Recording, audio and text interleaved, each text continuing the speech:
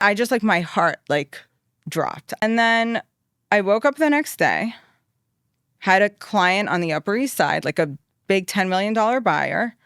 And I got a text from a reporter saying that like, she's about to break a story about me and this person. Like, can I chat? Like, do I want to comment? Yeah.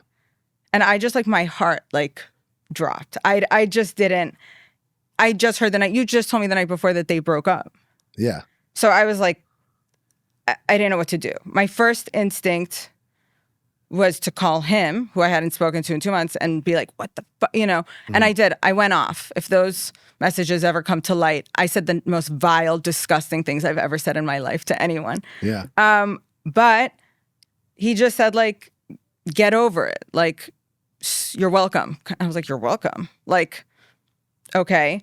So in my panic, obviously I called my chairman. I called the PR department at Douglas Elliman. And they were just saying that you were like a homewrecker, basically. She's like, we're going to break this. Basically that the reason why the engagement ended was because of me. You. Yeah. And which is fucking terrible. Like there's a couple of things you never want to be called. You never want to be called a fucking assaulter. A pedophile. Right? A pedophile, a fucking homewrecker. And like, especially not in my business. I think the biggest problem with like cancel culture and all that shit is it's hard enough to work this day and age, you know. Right around the corner is fucking computers just taking over everything and nobody being able to work.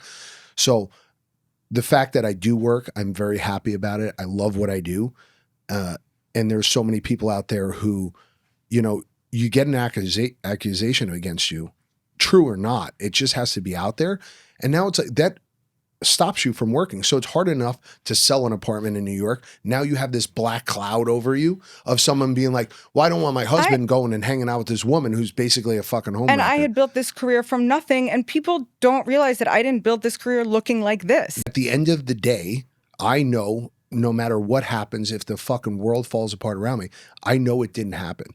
And to be accused of something or to be thrown into this situation where it's affecting you financially and socially. It feels like your entire world, my entire identity was my job and career. Yeah. So to think that that was at stake meant I was losing myself.